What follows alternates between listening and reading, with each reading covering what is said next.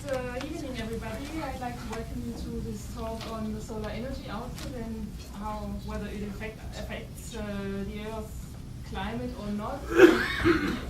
Just right from the beginning, the talk emphasizes more on solar physics, so the solar variability, and I touch a little bit on the climate issue. However, I don't do climate research myself, but I mean it's very important to have.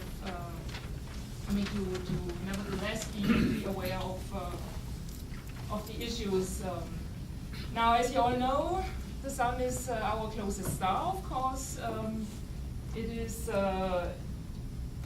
5 billion years old, and a star, of course, is different from planets because it produces its energy in the core. And so in the case of the Sun, we have a core that is of the order of 50 million Kelvin hot, and hydrogen fusion takes place in the core. Now this energy has to be, of course, transported outward. It can't stay in the core of the star, so it passes through the radiative zone in the Sun, and then we have the convective zone. And from the convective zone, the next layer is the photosphere, and the photosphere of the Sun is at a temperature of about 5,800 Kelvin. And the photosphere emits the visible light. And we also see some, due to stellar activity or due to solar activity, the photosphere also shows sunspots, and I will show you more on of sunspot. Now, depending on light at which we look at the Sun, we see, however, still different layers. So that is, it should be up to 10,000 Kelvin.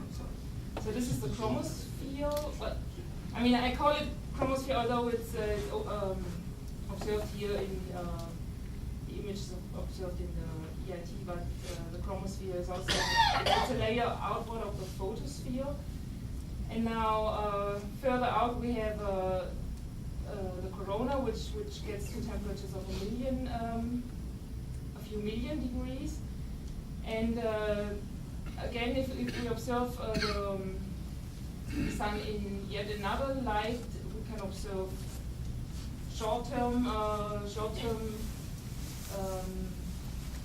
changes, and these are associated to flares.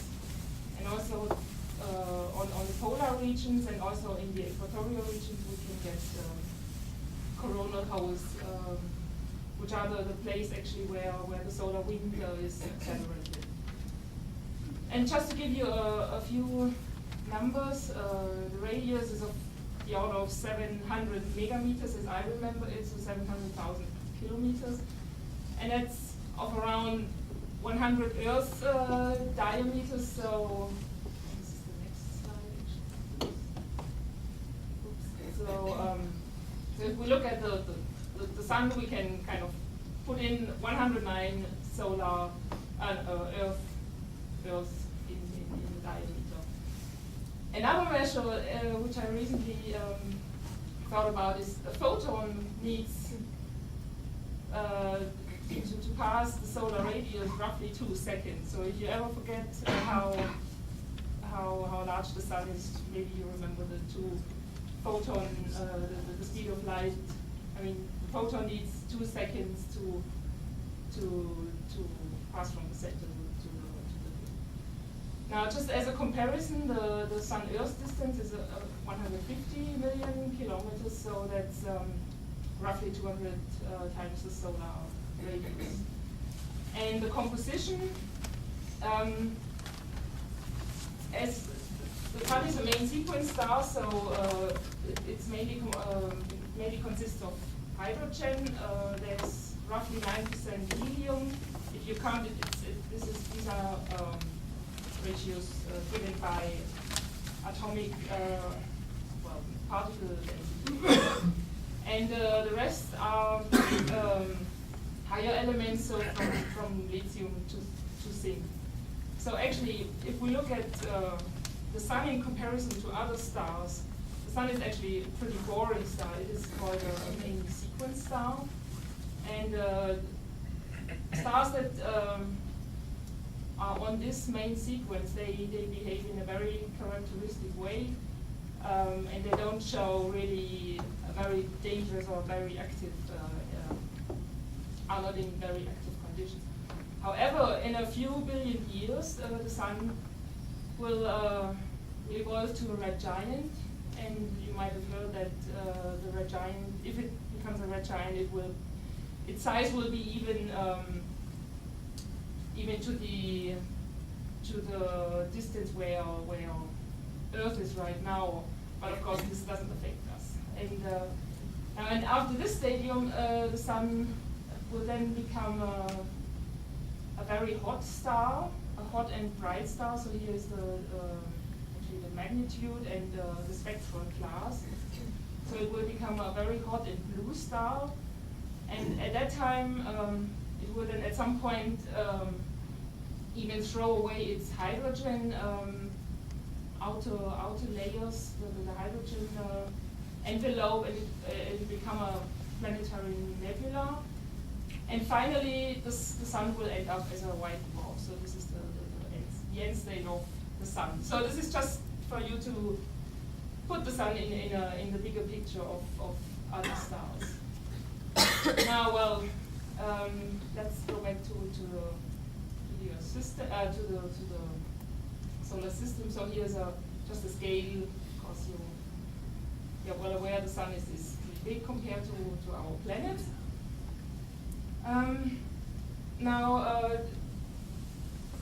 the sun is of course, has a certain surface temperature, and it emits radiation. And a lot of the radiation is emitted in the visible light, that is from 400 nanometers to basically 800 nanometers.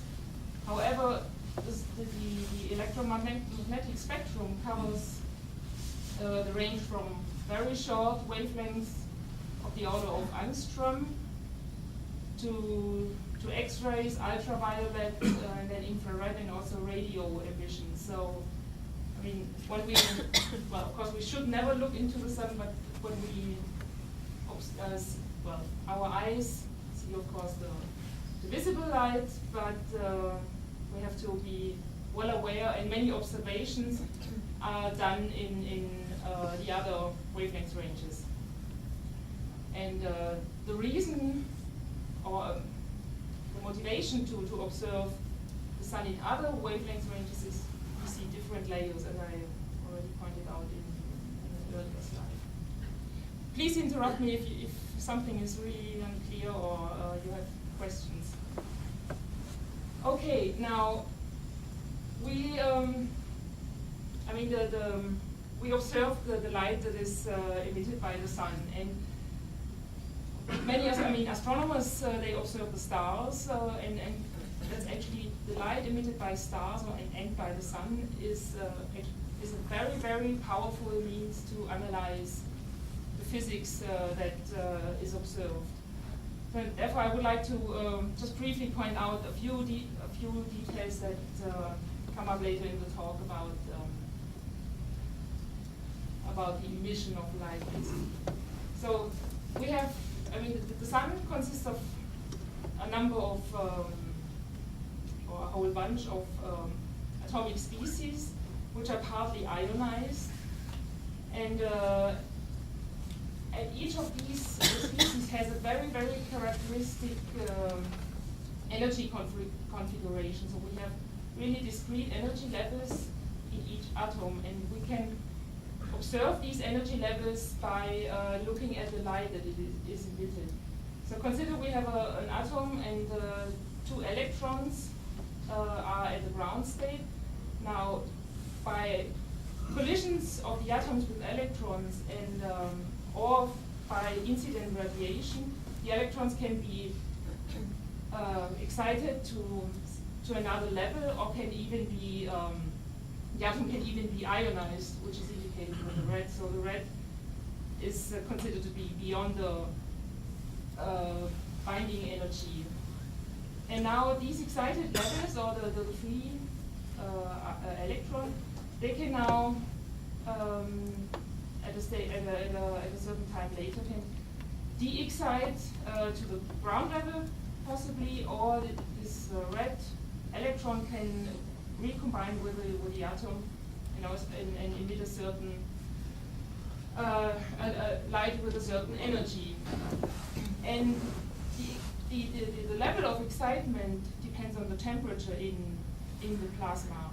So by looking at the light, we can infer details about the temperature, and then also about the structure, because it also depends on the density of the plasma. We can learn about the composition, because we know each of these elements, from hydrogen to, let's say, zinc, they all have characteristic energy levels. So we can learn about the composition of a star, the density, and even the velocity. So the wavelength that is emitted by the plasma also depends whether the gas moves or not. So, and this is the Doppler effect you might be familiar with. So it is very important for you to know that the light we can observe is a very, very powerful means. Now, not only can we learn about temperature and density, we also can learn about the magnetic field. And this goes back to Mr. Zeeman. He discovered that certain energy levels that are so-called degenerate, and please, if you're not familiar with these terms, it doesn't matter. Now, in the presence of magnetic field, a level can split into different other levels depending on the state of depending on the characteristics of the atom. And so in the end you can learn, that the light that is emitted has a certain characteristic. And this characteristic depends on the magnetic field strength. So in fact, so again, with the light that is emitted, we learn about the temperature, density, composition, and we can identify magnetic regions on the sun. And these magnetic regions, they are also very, very important, because most of the variability that the sun undergoes depends on the magnetic field. So when we look at a sunspot, we can this so-called Zeeman splitting allows us to infer how strong the magnetic field is on the surface of the sun. Okay, so I hope I could convince you that light is a very powerful means to study physics. Now, this is a typical spectrum that is observed with a SIM instrument that has been built here at LASP and is operated on the SOURCE satellite. And it shows you the wavelength, the solar spectrum from the UV to over the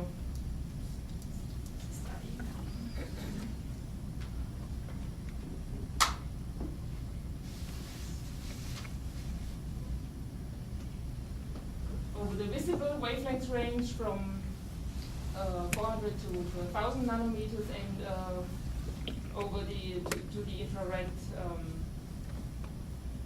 wavelength range. Now, what you notice is this is not a smooth function. It is so a smooth function would be the so-called Planck function. A Planck function is emitted by a body that has a certain temperature and has a certain characteristic depending on the temperature. And now the solar spectrum, however, is not a pure Planck function.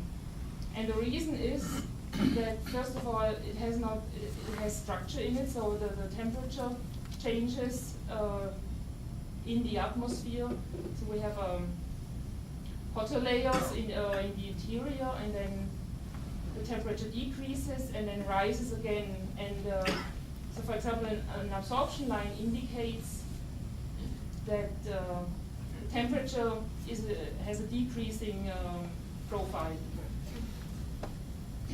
So this is this is the typical visible infrared spectrum. And now with another instrument, the SOLSTICE instrument on the SORCE satellite, the solar group observes the spectrum in the ultraviolet. And note there is a strong emission line. This is the so-called Lyman alpha line. And I will come back to the variability of the Lyman alpha line in a little bit. Again, we have this function is also kind of close to a Planck function, but it has due to the absorption in the solar atmosphere, it's not a pure Planck function. Okay, now in the solar irradiance group, we want to understand more about the observed light. And well, let me quickly go back. So now, all these features, they are not really observed at the highest resolution possible. They show, I mean,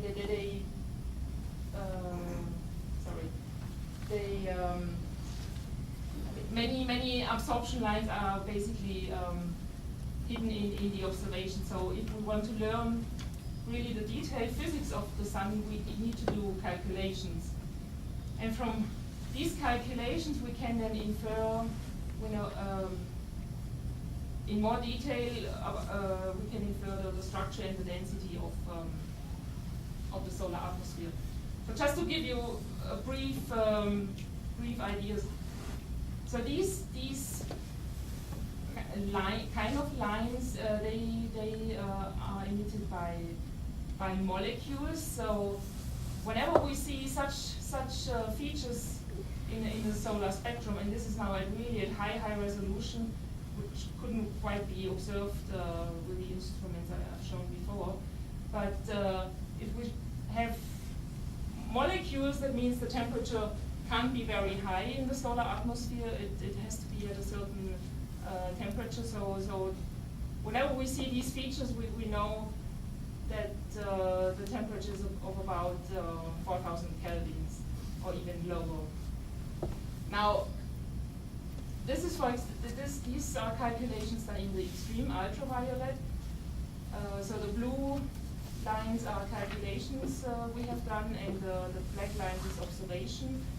And if we are able to match the observations with our calculations, we are pretty sure that we understand at what density is the light formed and at what temperature. Because all these lines, they can only be observed at high temperatures because they are at a very high ionization state. And we can also do detailed calculations of just single lines. But these are just examples. Now, and from these calculations, we then know roughly what the temperature structure of the solar atmosphere looks like. Now, this is only kind of a cartoon, but it should visualize the main points. So we have the photosphere, again, at around 5,800.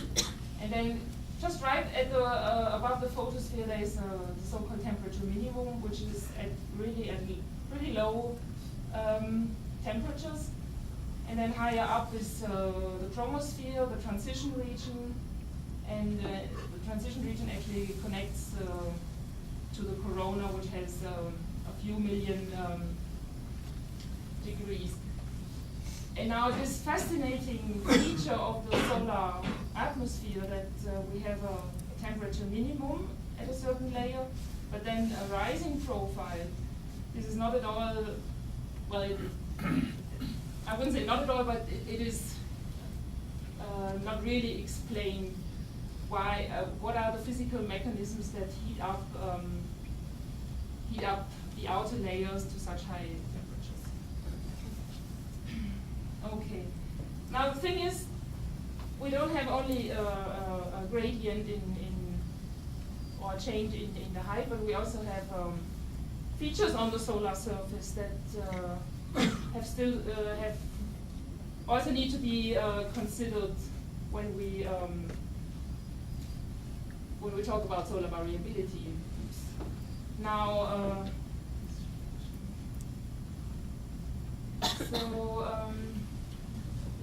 this is an observation.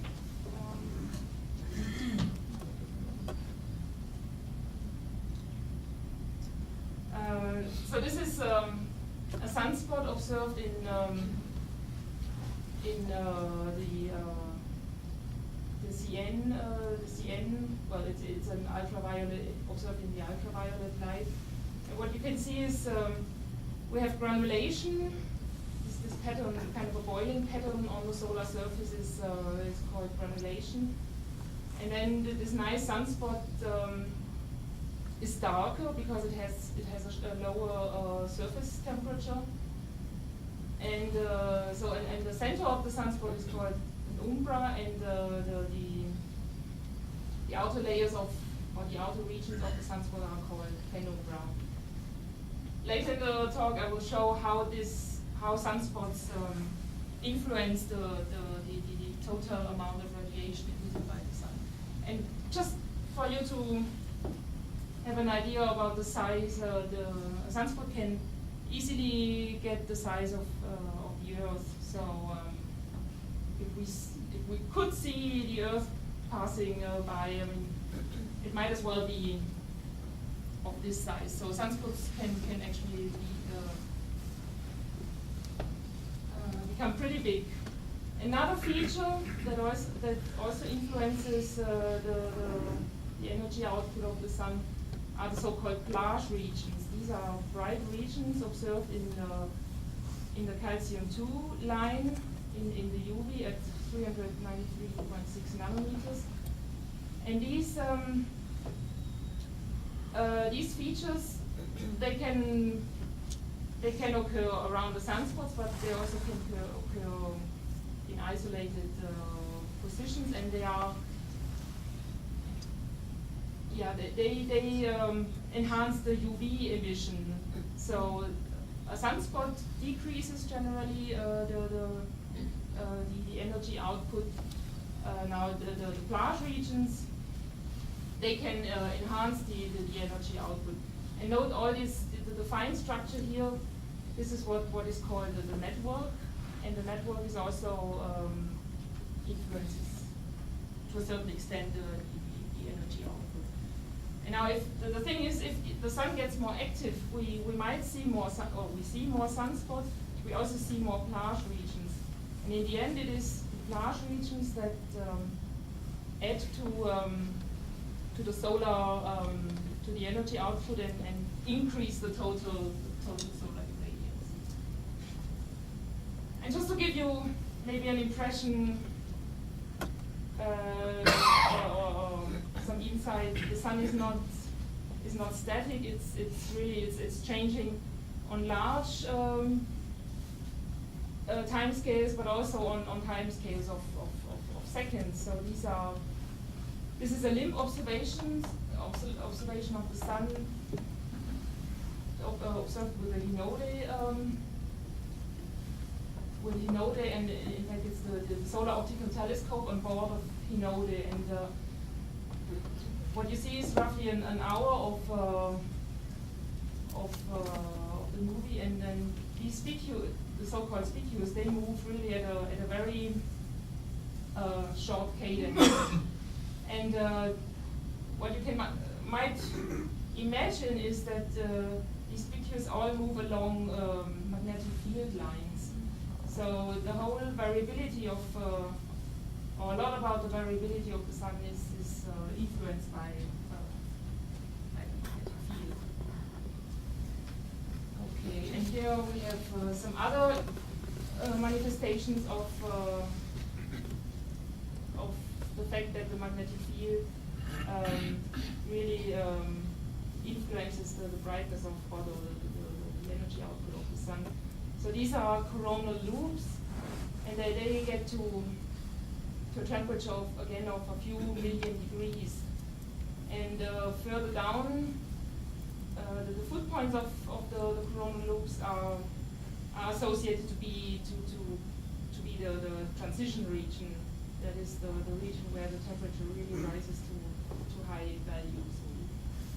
So again, the magnetic field is very important for energy. Okay, and here we have some other manifestation of the magnetic field. This is the corona observed in white light during solar eclipses. And you can see the shape of the corona also follows the magnetic field lines in the corona. And these features are called streamers, and in these streamers the solar wind is actually accelerated. And here we have a nice feature of these so-called diamonds, or at least in German they are called, it's called diamond ring. And this is an observation taken, of course, also during an eclipse. And these structures are due to the fact that the moon has some structure, so you can see a tiny little bit of the solar disk when there's a little structure on the lunar surface. Okay, and finally one more manifestation of the magnetic field. So this is a huge prominence and observed in the extreme ultraviolet in the medium light on board the EIT instrument on SOHO. And just to give you an impression, these features can get up to 35 Earth diameters, so they can really have a very huge spatial dimension. Okay, and to give you maybe an impression how the sun looks now in different wavelength ranges, we've just seen the sun in white light, how it changes and how dynamic it is. Now, this is now an EIT image, and now we just saw a flare going off. We can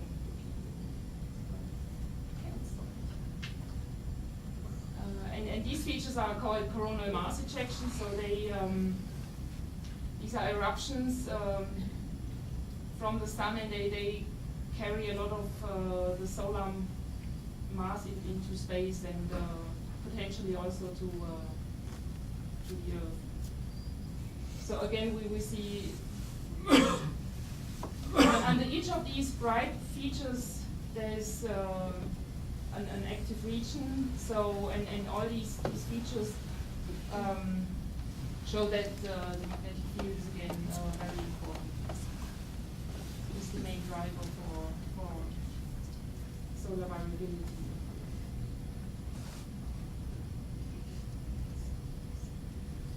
Now, we've seen there are many features that change on a temporal and spatial scale. And now, how about if we just look at the integrated solar spectrum? Remember, I've shown you the curve, the spectrum observed with the SIM instrument. Now and the solstice instrument. Now, if we add up this energy over all wavelength ranges, we get to the parameter that's called the total solar irradiance. And now the total solar irradiance has been observed from space for about 3 solar cycles, that is starting kind of from 1975.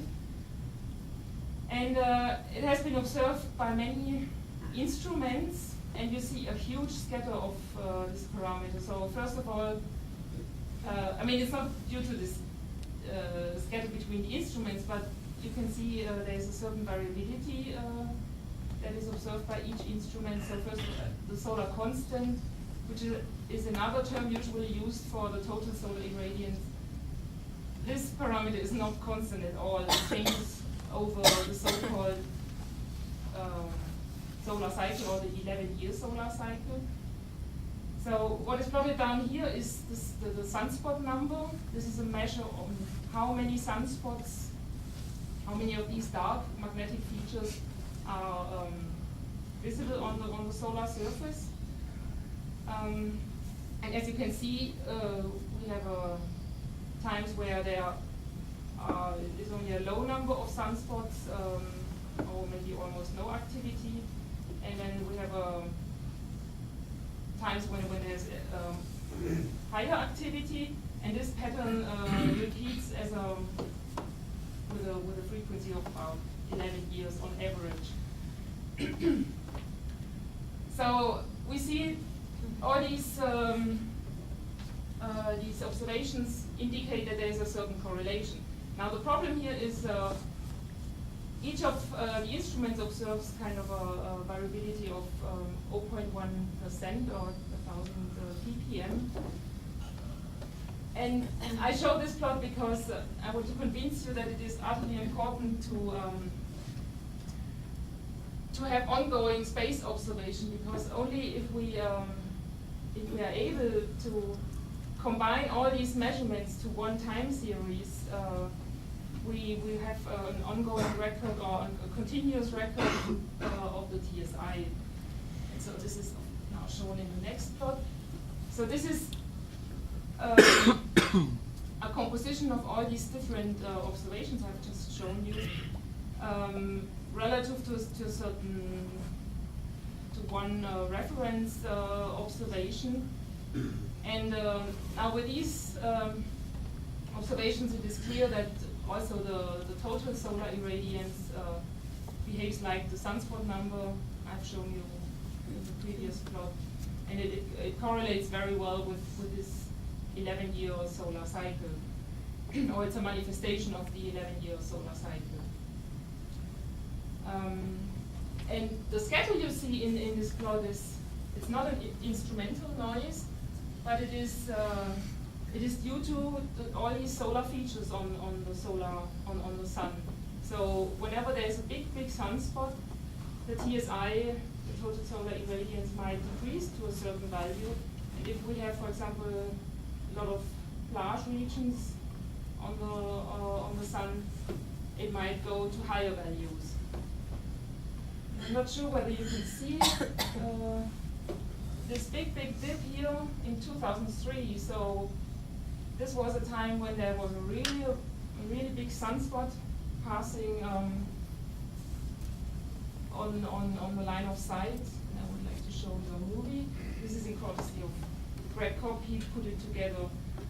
So this is the source TIM irradiance measurement here as a function of time, of course, from mid-September to mid-November. And whenever a sunspot passes kind of, the field of view, and in particular at the disk center, you see that the TSI changes. So now there's a big sunspot passing by, and the TSI is decreasing, and it's even further decreasing when this huge sunspot, or the two sunspot groups pass the field of view. And actually, one of the sunspots was responsible for a huge flare that went off during that time, and even caused quite some, caused a huge geomagnetic storm. And I'm sure Frank Eparvier will talk more about these space weather events in 2 lectures, I think. Okay, so this is how solar activity influences the total solar irradiance. Now, the ultraviolet light, which is plotted here, this is the Lyman alpha line. This is the strong line I've shown you in an earlier plot so it's a UV line. So the Lyman alpha variability actually shows even a higher variability. So if you look at the numbers, we get almost an an increase by a factor of 2 over the solar cycle. So these are all the solar cycles. Yeah, 11-year solar cycles. Sorry. Yeah, so the UV varies much more than the total solar irradiance. And now, what is the reason for this cyclic behavior? Now, to indicate, to just show you what is considered to be the main driver of the solar cycle is magnetic field strength on the surface of the sun. So these blue images are images taken with a Michelson Doppler imager on board SOHO. And in fact, they use this Zeeman effect I pointed out earlier. So this instrument is able to give us information about the magnetic field strength on the solar surface. And the white and black or white and dark blue areas are areas of opposite polarity. So in one case, the magnetic field is pointed outward, and in the other, it's pointed inward of the solar surface. And of course, the magnetic field can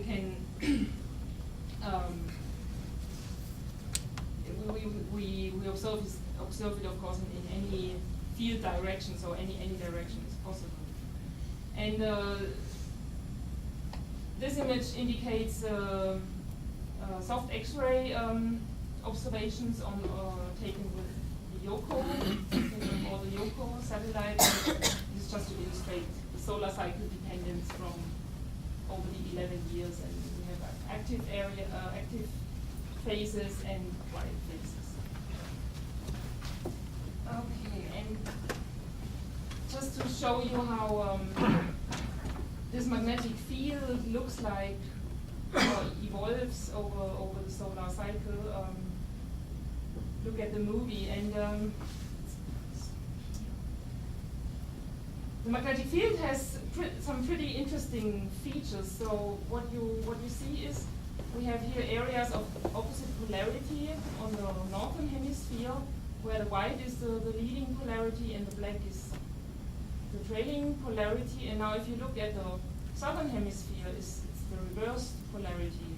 It's just it's the opposite. And this is very characteristic. And this characteristic actually helps us to identify whether a new cycle has started or not, if the sun is quiet. And this is what happens these days. If you look at the magnetogram and you see a polarity that has the opposite polarity from the previous cycle, then this is an indication that the new cycle has started. And in fact, the new solar cycle did start. I mean, there was a lot discussion whether this the present solar minimum is a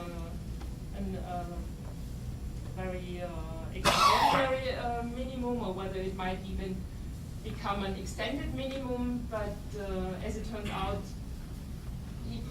the new cycle has already started. Now, another manifestation of the solar cycle behavior are these kind of so-called butterfly diagrams. And what they show is,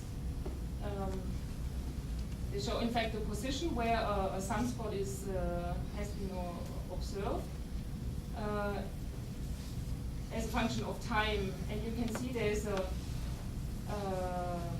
clear kind of pattern that is very repetitive. That is the new cycle starts. The sunspots of a new cycle always start. They emerge at higher latitudes, and later in the cycle, they are formed closer to the equator. And so this is a very typical pattern for each of the cycles. And as you can see now, this includes the latest observations.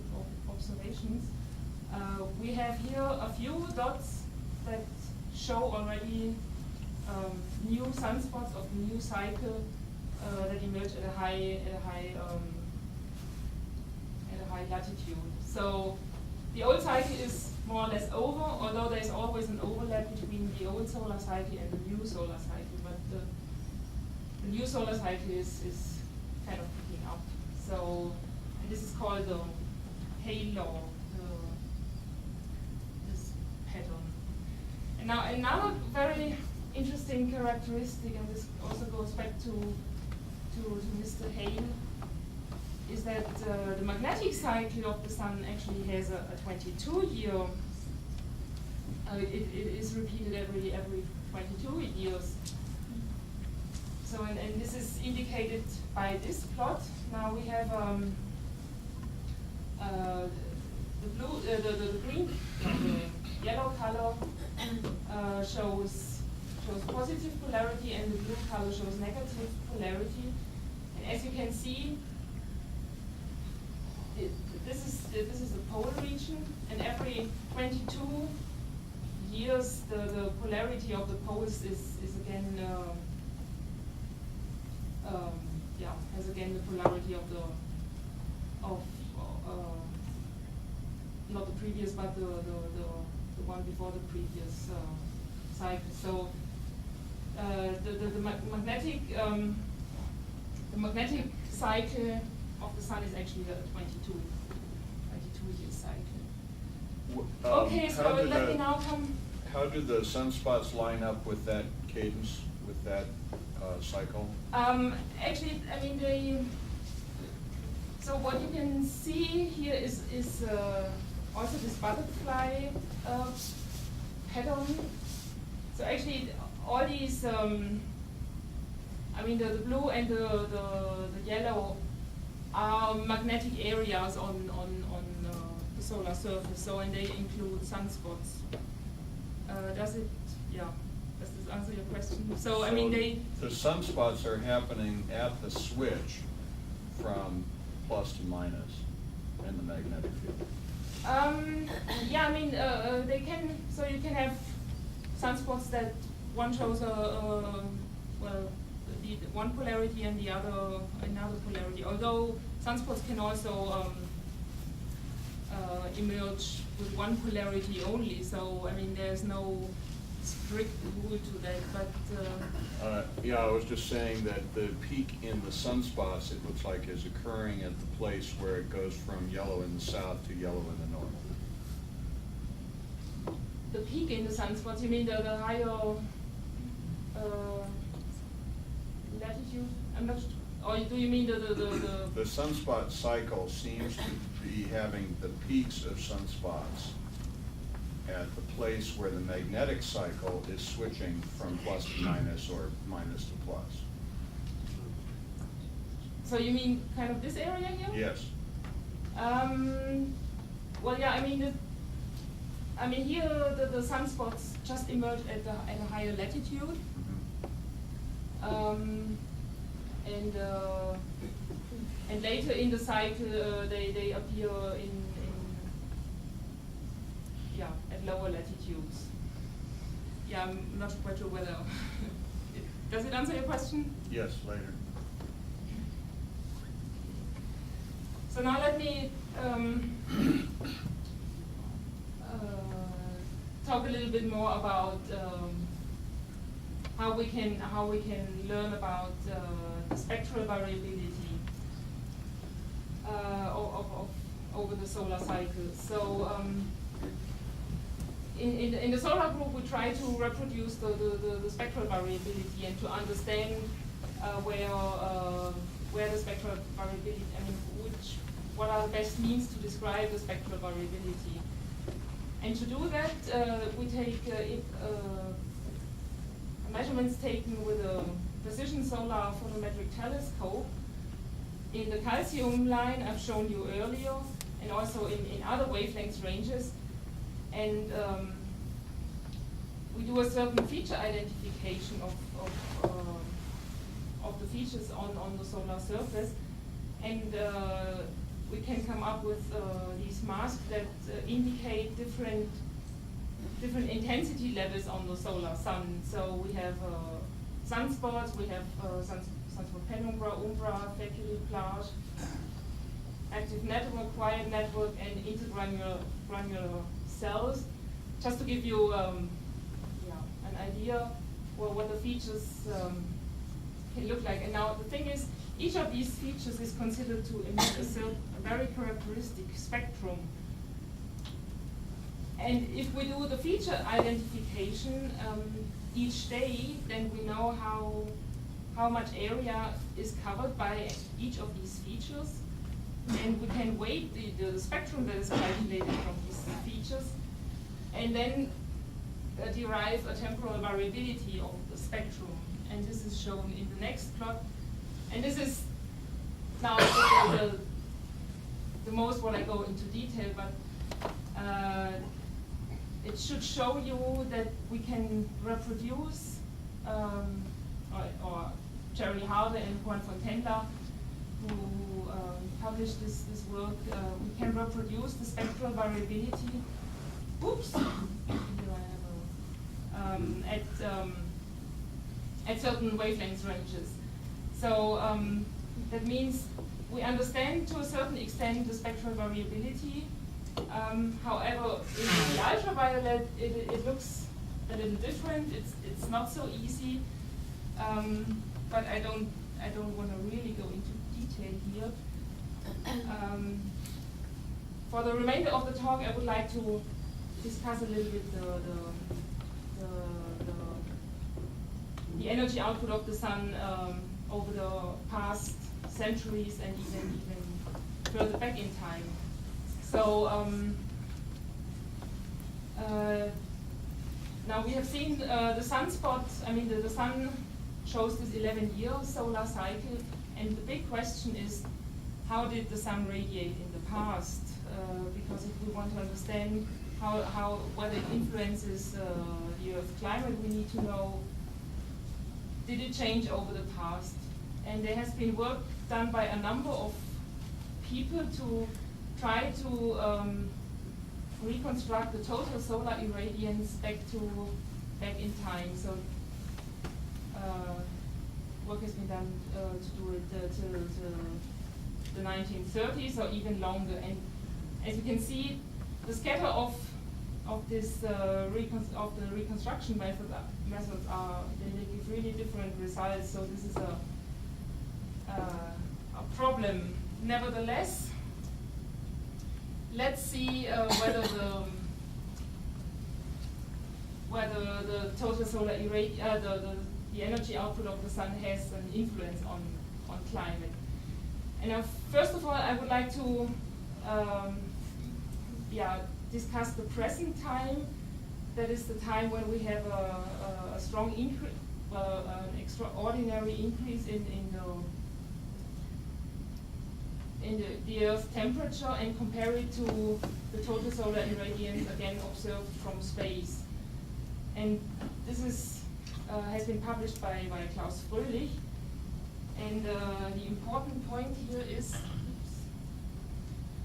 that, well, we have this 11-year solar cycle, and it seems to be more or less constant.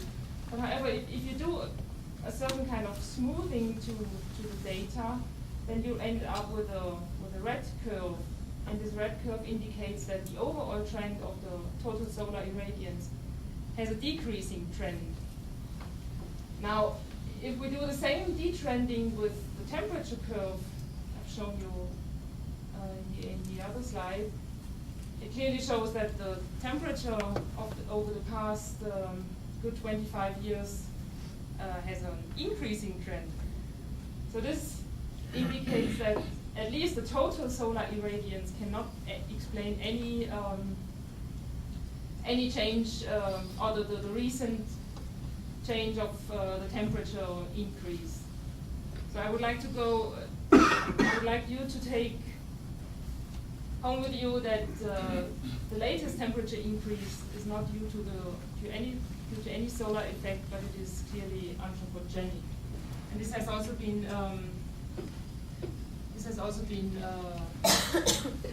published, or this goes in line with what has been published in the IPCC report, where global circulation models, and they took an ensemble of 14 global circulation models, and they modeled to what extent, and they tried to model the increase of the temperature, of the observed temperature, that is the black line over different areas of over different continents, and the blue shaded curves, these are results from the models using only natural forcing, so no anthropogenic forcing was used. And as you see, all the blue curves, they miss the observation. I mean, they cannot reproduce the observation. And only if we use the anthropogenic forcings, that is the greenhouse gases, only then can the observations be reproduced. And so the final result of the IPCC report is that the confidence level is higher than 95%, that the recent temperature increase is due to is anthropogenic. Okay, now let's go even further back in time. Now this figure shows again the sunspot cycle as observed from 1600 to the present time, basically. And as you can see, and of course the sunspot cycle is an indication of the solar activity. But as you can see, we have areas where we have almost no solar activity, and also some other areas that show kind of a minimum compared to the other to the peak values of the other solar cycles. So, and this long period of 1650 to 700 is called the Maunder minimum, where basically, I mean, there's only a little tiny bit of solar cycle left, but basically the observed sunspot number was very low. And the Dalton minimum that's observed, or that's been manifested between 1800, let's say 10 and 1830, also shows low activity, and there's also another. So now these times with low activity, they are associated, at least in Europe, sorry, this is a little Europe focused, but they are associated to cold temperatures in Europe, where very cold, and these times are, or the time during the Mount minimum is also called the Little Ice Age. But also Didn't this time when you have fewer sunspots, you should have more solar radiation, right? So why it's colder? Yeah, that's the very big question. What was the level at which the sun radiated during that time? So I mean, so your point is because of the missing dark features on the sun, the radiation would be higher. Yes, but if for example, if these splash regions also are not there, then yeah, it might. I mean, the main question is how, to what extent does the quiet sun radiate, or what is really the quiet sun? How much light does, or radiation does it emit? So it is actually unknown. Yeah. How much unknown to yeah, the radiation of the sun during the Maunder minimum is unknown. Although people try to reconstruct it, but there are many open questions, like did the sun just miss sunspots and didn't have any plage, or it could as well have plage regions and then it would be brighter, or what did the network do? You know, these little small scale features on the sun was there any network present? Yeah, so this is kind of open. Could you Yeah. say something about what the instrumentation was to measure sunspot numbers in the 1600s? Well, I mean, Galileo, the telescope, so it was the invention of the telescopes, and Okay.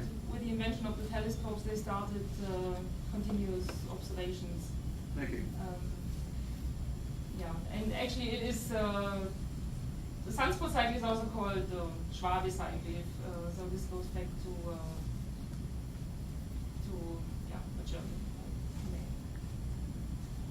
Okay, and actually, so to my knowledge, these people knew each other who observed the sun, and they even exchanged letters about this peculiar lack of sunspots. So it's not only that people didn't observe the sun, it was really communicated between people. Okay, yeah, so these are the cold regions, but maybe paintings don't convince you. I'm not sure. Some of you might be scientists, so you are not really convinced by paintings showing any indication of climate changes. Our musicians in the audience. So now, so this has been raised recently that during the Mount Minimum, during this little ice age, the wood that grew through these cold periods has a very is very hard and has special characteristics. And apparently Antonio Stradivari, he lived just towards the end of the Mount Minimum, and as you know, he built the Stradivarius, which are now sold, or well, people buy them for a few $1 million, I think. So they have extraordinary sound characteristics, and you might not be convinced by my point I'm making here, but nevertheless there has been even a publication about it. So people studied the wood that was used during that time, and they find really, the tree ring analysis, for example, is one method. So they concluded that during that time, it must have been very cold, and possibly the slow-growing wood might have helped the Stradivarius to be so extraordinary. Okay, so now let's go back to real science. So this is now. This is a study that has been put together by Tom Woods and Judith Lean, and it shows, it's a global circulation model, and it shows the differences in temperature using solar input at solar minimum conditions and solar maximum conditions. And what I would like to point out here is that we get the differences between the two model runs are local warming effects. Well, some of them are pretty pronounced in the Antarctic, and then local cooling effects. But the average global warming is 0.1 Kelvin over the solar cycle. So so this might indicate that solar forcing can be a driver to a certain extent to the global warming. And of course, the ideal way to analyze this is not only to do global circulation runs with the solar minimum state and the solar maximum state, but do transient runs. That means to include the full, the time-dependent solar forcing. But nevertheless, these results indicate that the sun has some influence. Has some effect on the